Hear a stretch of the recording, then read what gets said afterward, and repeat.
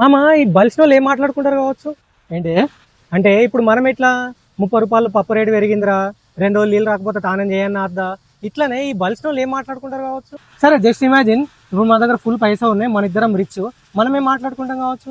నిన్ననే అమెరికాకు ఆఫర్ ఇచ్చామా. ఏం ఆఫర్ రా? అదే వాళ్ళ కంట్రీకి ఉందామని. ఓ వా, అయినా నువ్వు కూడా మొన్న చైనా కొంటా అన్నావుగా, ఏమైంది? ఏంది? అరే మామ మనం రిచ్ రా ఇప్పుడు. ఓ అదా, ఎట్లంటే పైసలు బగ్గున్నాయి మామ మన దగ్గర, కొని మర్చిపోతాం. మరి అంతేగా ఆలోచిస్తున్నా, మన ఎయిర్పోర్ట్ మీద ఒక మంచి విల్లా కట్టుకుందాం అనుకుంటున్నాం మామ. ఈ మధ్య హైదరాబాద్ లో ట్రాఫిక్ బాగుంటుంది కదా, పోటీ ఇబ్బంది అయిపోతుంది. అవును మా, నేను కూడా మా ఇంటి నుండి ఎయిర్పోర్ట్ కదా ప్లేన్ లోపలనే వెళ్తా. అంతేగా. మొన్న మొత్తం బాలీవుడ్ ని టాలీవుడ్ ని పార్టీకి రమ్మన్నారా నేను.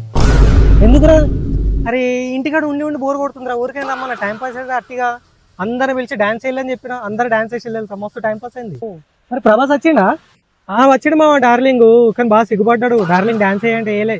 ఆయన దేనికి అడిగినవరా? అదా 2 months నుంచి రెంట్ ఇవ్వలేడు మామ, అందుకనే. అబ్బా ప్రభాస్ మీ ఇంట్లో రెంట్కుంటుండా? మామ మొన్న బోర్ కొట్టి ప్రభాస్ ఇల్లు కొనేసిన, ఈ రెంట్కుంటా అంటే ఉండమని చెప్పిన, 2 నెలలు అవుతుంది రెంట్ ఇవ్వలేడు ఇంకా. గొప్పడేమో నువ్వు. అయినా కానీ 2 days వాటర్ రావంట. అరే టెన్షన్ పడకు మా, సంవత్సరం మనదే, మొన్ననే కొనిపెట్టిన నేను. అరే వారి మన రిచ్ కాదురా ఆపింగా. ఒక్కసారి ప్రభాస్ డార్లింగ్ నా రెంట్ ఇచ్చేస్తే అంత సెట్ అవుతుంది. ఓరు నీ కుత్త సాలరా, ఇంకా క్యారెక్టర్ నుంచి బయటకు రా, మన పేదోళ్ళం రిచ్ కాదు.